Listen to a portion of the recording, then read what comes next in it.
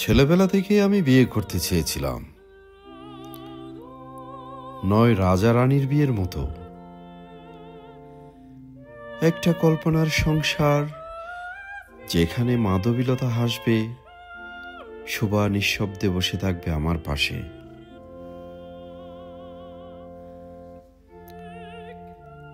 রূপকথার দেবী মেঘলা দিদি আমার ছোট্ট ঘরে কখনো আসেনি বাস স্টপে দাঁড়িয়ে থাকা মনরো। শুধু স্বপ্নের জালে আটকে থেকেছি আমি, ঘুমন্ত চোখে তার ঠোঁটের রেখা এঁকেছি কাতার প্রান্তে।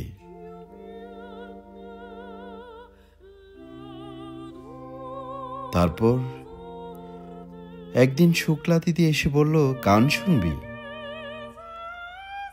আমি দুঃখ বিলাসে ভিজে থাকা একলা মানুষ, ক্যাপচেকের উপর থাকায় দাঁড়িয়ে হলুদ বিড়ালের নিঃশব্দ পাশে বসে ভাবি, এই জীবন কবে শেষ হবে? মায়ের চোখে এখন জিজ্ঞাসা নেই, শুধুই অভিমান ঝরে, তুই কখন মানুষ হবি রে? তবু আমি কেবল মাথা নিচু করে হেঁটে যাই, নিঃশব্দ বিদ্রোহের মতো।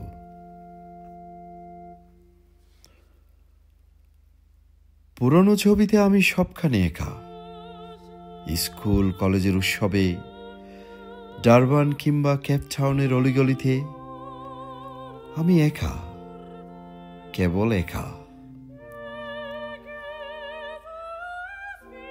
তারার আকাশে খুঁজি সাইরাস, বুধ, মঙ্গল, বৃহস্পতি, কিন্তু তারা তো কেবল আলোর গল্প বলে।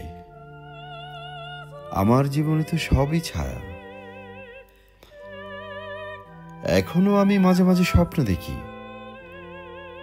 একটা মেয়ে আসবে, নাম ওরিয়ন, সে হকিং রেডিয়েশন ব্যাখ্যা করবে, ডারউইনের থিওরি পড়ে বলবে, বাবা তুমি তো প্রকৃতির এক নান্দনিক দুর্ঘটনা।